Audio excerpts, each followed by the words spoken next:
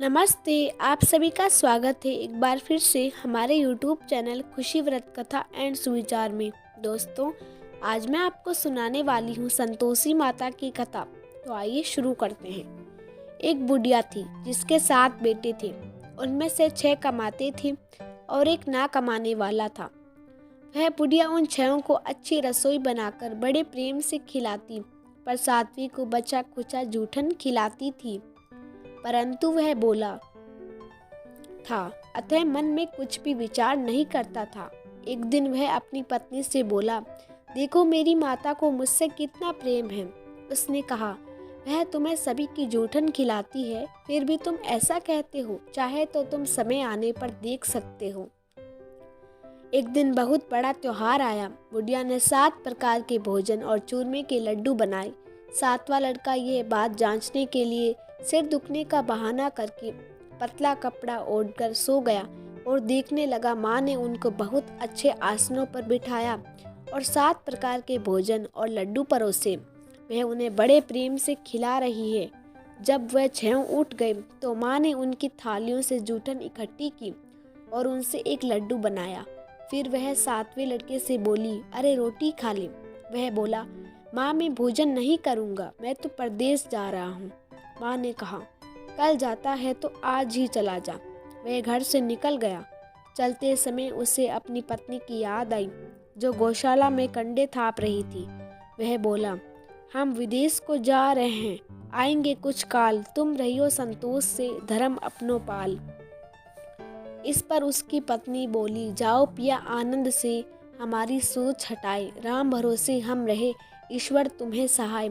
देहु निशानी आपनी, देख धरू में धीर, सुधी हमारी ना बिसारियो, रखियो मन गंभीर।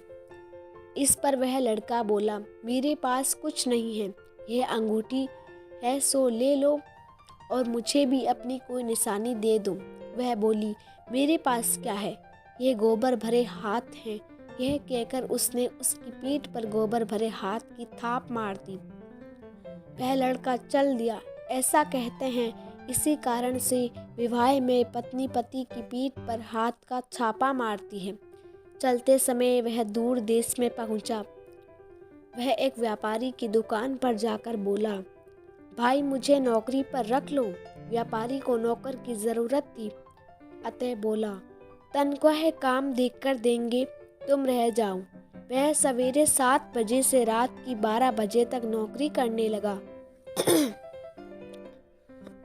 थोड़े ही दिनों में सारा लेन देन और हिसाब किताब करने लगा। सेठ के 6-7 नौकर चक्कर खाने लगे।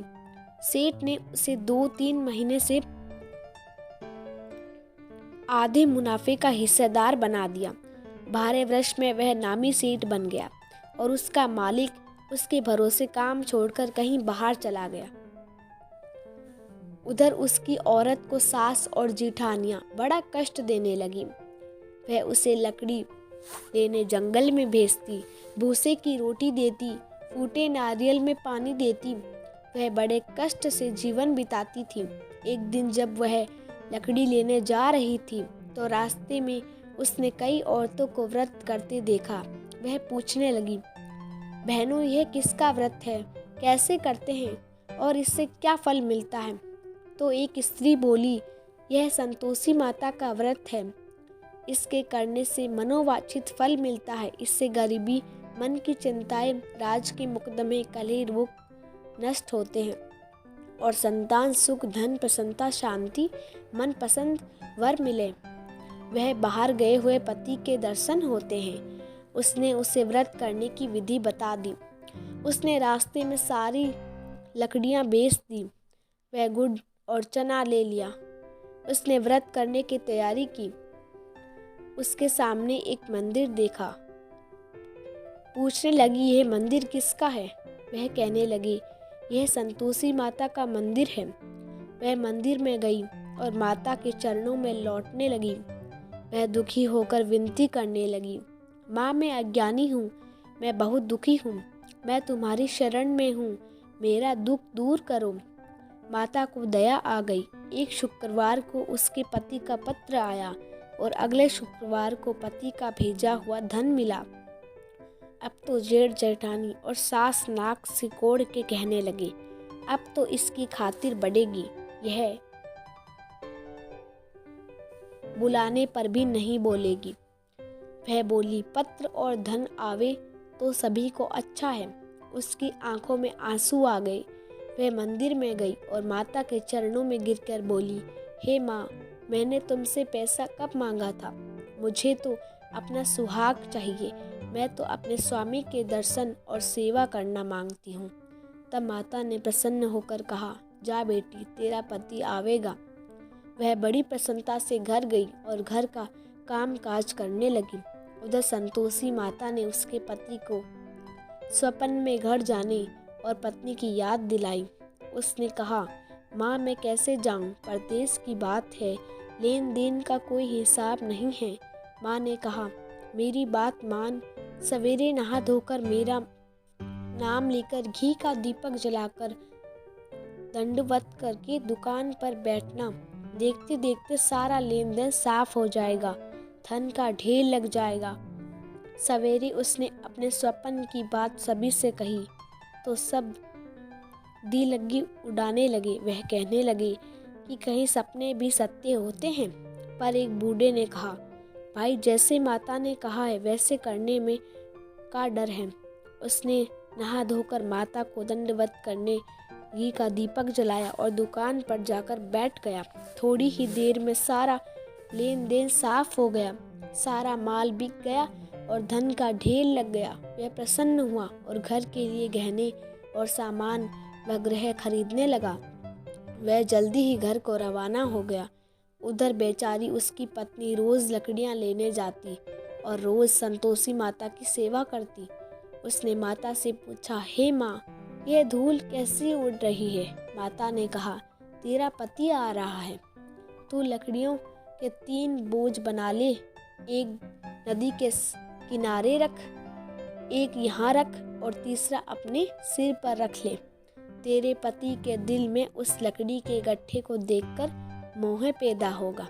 जब वह यहाँ रुककर नाश्ता पानी करके घर जाएंगे, तब तू लकड़ियाँ उठाकर घर जाना और चौक के बीच में गट्ठर डालकर जोर जोर से 3 आवाजें लगाना। सासू जी, लकड़ियों का गट्ठर लो, पूसे की रोटी दो और नारियल के खोपड़े में पानी दो। आज मेहमान कौन आया है? इसने माँ के चरण छुए और उसने कहा अनुसार सारा कार्य किया। वह तीसरा गट्ठर लेकर घर गई और चौक में डालकर कहने लगी, सासू जी, लकड़ियों का गट्ठर लो, भूसे की रोटी दो, नारियल के खोपड़े में पानी दो। आज मेहमान कौन आया है? यह सुनकर सास बाहर आकर कपट भरे वचनों से उसके दिए हुए कष्टों को भुलाने ले लिए कहने लगी, बेटी, तेरा पति आया है, आ, मीठा भात और भोजन कर और गहने कपड़े पहन।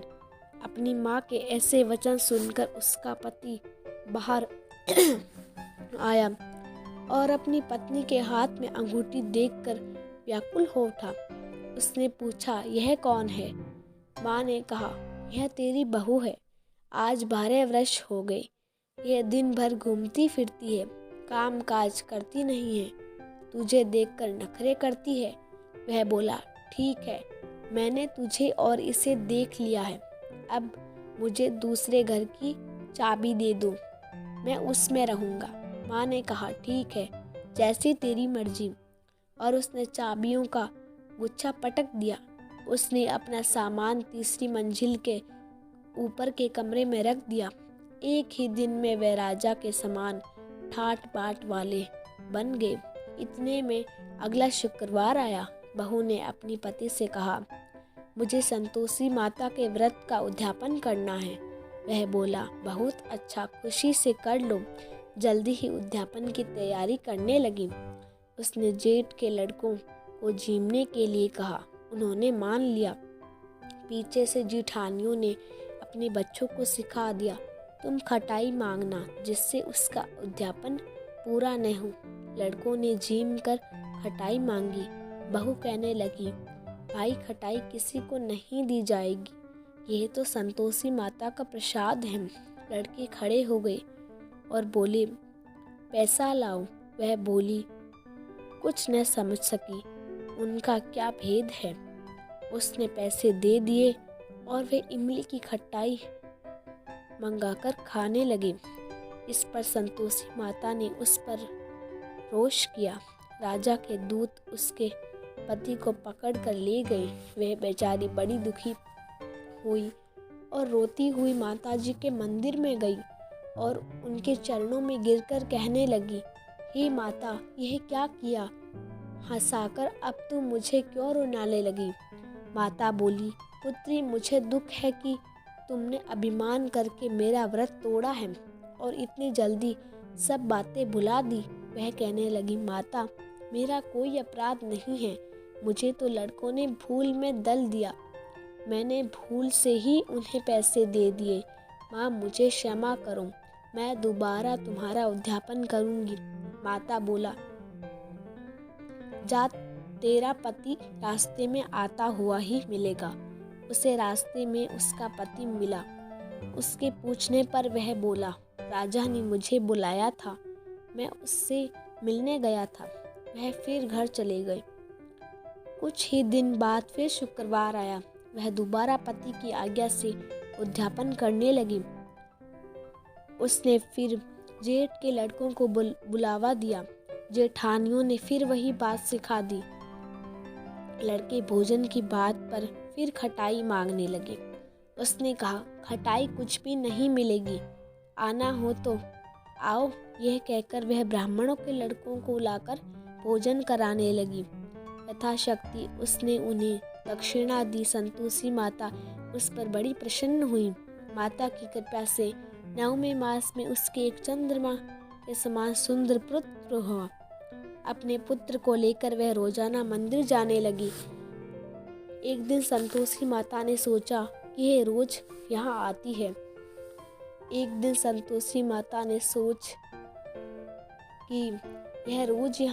है। आज मैं इसके घर चलूं, इसका सासरा देखूं। यह सोचकर माता ने एक भयानक रूप बनाया। गुड़ व चने से सना मुख, ऊपर को सूंड के समान होठ, जिन पर मक्खियां भिनभिना रही थीं। इसी सूरत में वह उसके घर गई।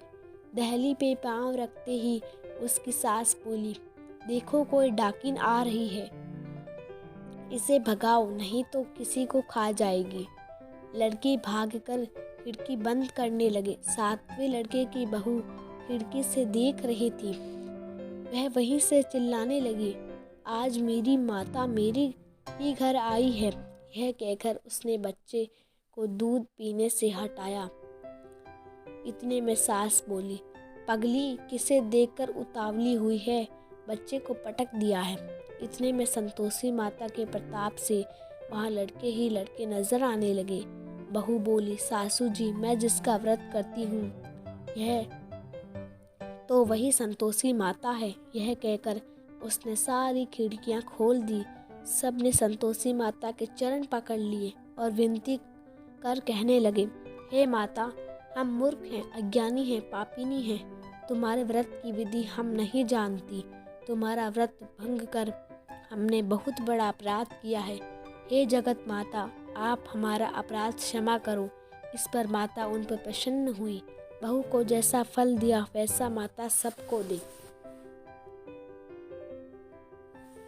जय संतोषी माता की।